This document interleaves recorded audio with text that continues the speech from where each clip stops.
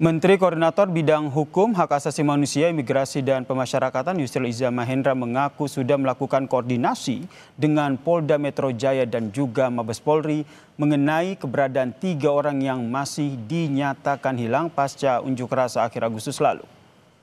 Yusril menegaskan polisi harus mencari keberadaan 3 orang itu. Yusril juga meminta pihak keluarga melapor ke polisi agar publik bisa ikut mengawasi pengungkapan kasus ini.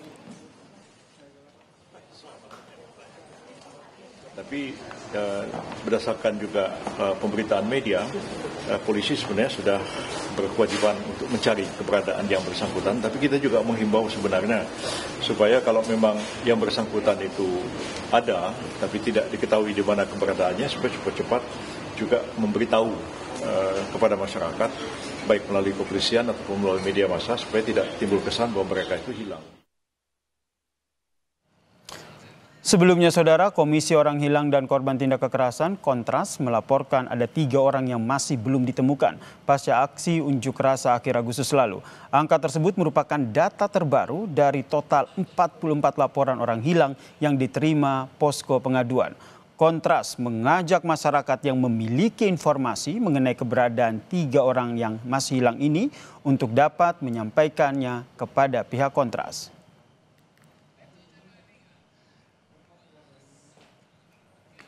Menteri Koordinator Bidang Hukum, Hak Asasi Manusia, Imigrasi dan Pemasyarakatan Yusril Iza Mahendra menyebut belum ada kepres terkait dengan pembentukan tim investigasi untuk mengungkap akar kerusuhan Agustus lalu. Menurutnya, saat Presiden Prabowo Subianto bertemu dengan tokoh gerakan Nurani Bangsa, Presiden tidak menyebut setuju soal pembentukan tim. Presiden hanya bilang ide itu perlu dipertimbangkan.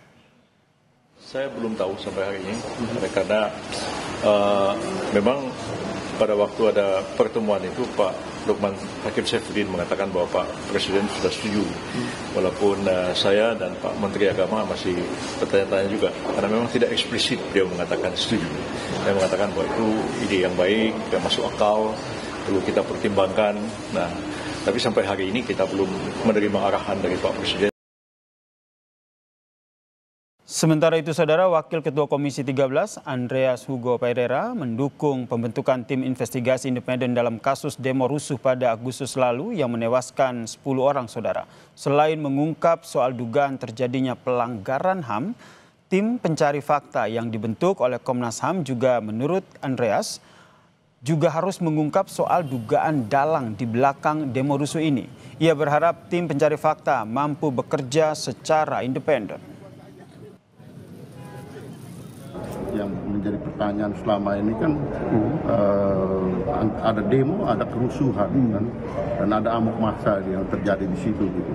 Nah, ini tentu bukan hal yang terjadi secara organik gitu. Nah, ini perlu diungkap untuk kemudian menjelaskan sehingga kita tidak mengulang lagi peristiwa-peristiwa yang sama seperti ini.